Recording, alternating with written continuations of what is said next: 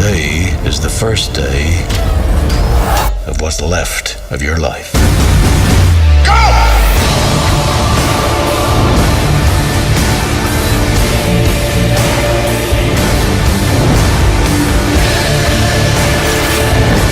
I'm not afraid of you.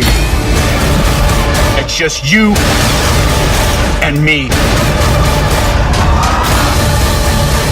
Starring Robert Downey Jr., Gwyneth Paltrow, Ben Kingsley, Guy Pearce, and Don Cheadle, Iron Man 3 follows Tony Stark as he deals with multiple anxiety attacks and nights with little sleep after the traumatic events of the Avengers. Gods, aliens, other dimensions. I'm just a man in a can. The only reason I haven't cracked up is probably because you moved in, which is great. I love you. I'm lucky. But honey, I can't sleep. You go to bed, I come down here. I do what I know.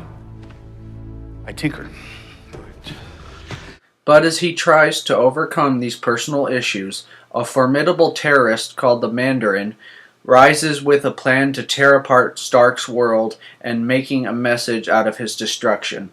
My main message about the Mandarin to the viewers out there who hate spoilers is this. He's there, but he's also not there. I will talk more about this in the spoiler section at the end of this review.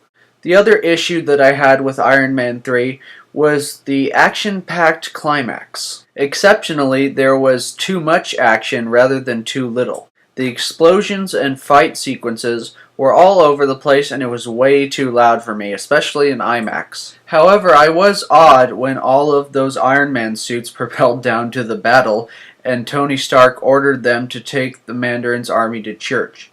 My favorite action scene in the film was when Tony Stark's mansion was destroyed by the Mandarin's army, and they made it look so easy too.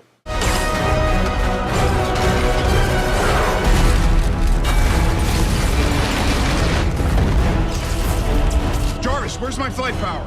Working on it, sir. This is a prototype.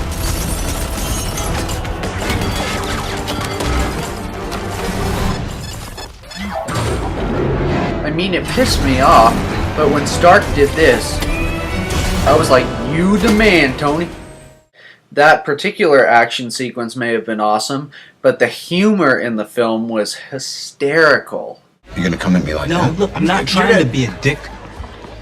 Tatum. Do you mind signing the drawing? If Richard doesn't mind, you alright with this? Yeah. Dick? Fine with me. What's your name? Aaron. I loved you in A Christmas Story, by the way. Though it had its moments, Iron Man 3 was pretty disappointing. I've also heard people say it's darker than the first two, and that is true. However, I would not consider it to be a dark film in general. When I think of dark, I usually think like Tim Burton or Christopher Nolan dark.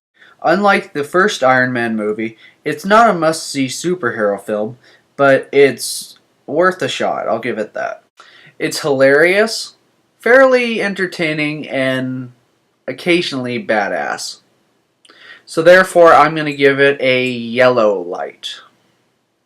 Now time for spoilers. If you don't want to sit and listen to them, exit now. If you want to hear them, just stay on.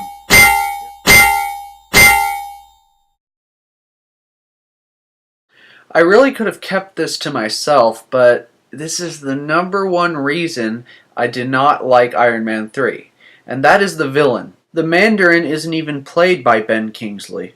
Instead, he's played by Guy Pearce, and don't get me wrong, Guy Pearce is a great actor in general, but he wasn't a good choice for the Mandarin. Ben Kingsley just plays an actor pretending to be the Mandarin. I had much anticipation for the Mandarin, especially after discovering he is Iron Man's arch nemesis, and also by hearing his voice in the trailer. I'm gonna offer the choice.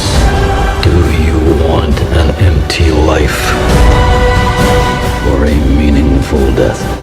For some reason, when I hear a villain that has a very interesting voice, it makes it look like the actor put a lot of thought into their role.